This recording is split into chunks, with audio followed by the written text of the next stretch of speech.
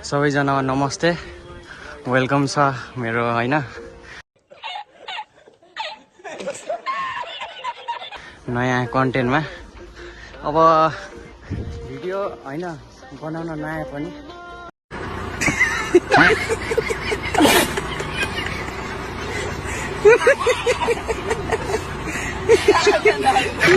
आफ्नो बेस्ट दिइरहेको छु हैन, सबैजनाले माया गरिदिनु होला। आज चाहिँ हामी नुहाउन आएको है, पाल्पा यो के भन्छ सिद्ध बाबा त होला है। हामी काम गर्दा गर्दै हैन यसो अब बुटोलमा फेरि डह्रो गर्मी छ नि त, अनि त्यही भएर लास्ट गर्मी भएर अनि हामी यहाँ नुहाउन चाहिँ प्लान बनाइयो हैन। धेरैजना नभए पनि हामी 3 जना चाहिँ छौँ है। अब त्यहाँको मैले भिडियो त मैले बनाउन सकिनँ, तैपनि म अब नुहाएर माथि फर्किँदैछु हैन। हाम्रो आउने बाटो चाहिँ यहाँ हो, आउन चाहिँ सक्नुहुन्छ। अच्छा, तलबाट आउनुहुन्छ भने टिकट चाहिँ लाग्छ हैन, समथिङ सायद 25-30 रुपियाँ लाग्छ सायद। त्यहाँबाट भन्दा पनि यहाँ आउनु होला हैन। यहाँबाट जति पनि बाइकहरू राख्ने सुविधा छैन, गाडीमा आउनुहुन्छ भने पनि सुविधा छ। अब यस्तो छ हाम्रो दृश्य हैन। अब त्यही हो, माया चाहिँ गरिदिनु होला।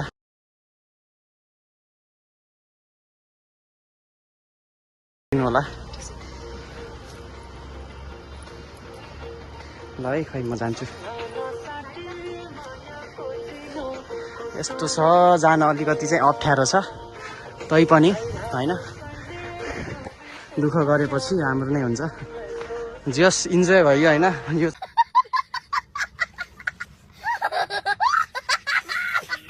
चाहिँ पाल्पा जाने हैन, सिद्ध बाबा मन्दिरतिर, त्यहाँबाट टनेल अहिले बनाएको छ। अच्छा, र अहिले चाहिँ हामी गाडीमा आएको छौँ हैन, अहिले तत्कालैकोलाई। उहाँ चाहिँ मेरो सुरज सर हैन। अब त्यही हो हैन, हामी जस एकछिनलाई भए पनि रमाउन चाहिँ जान्नुपर्छ हैन, त्यही हो। अब हेर्नुहोस् हैन के छ, कस्तो छ ठाम? काम एकदम ठिक छ हैन।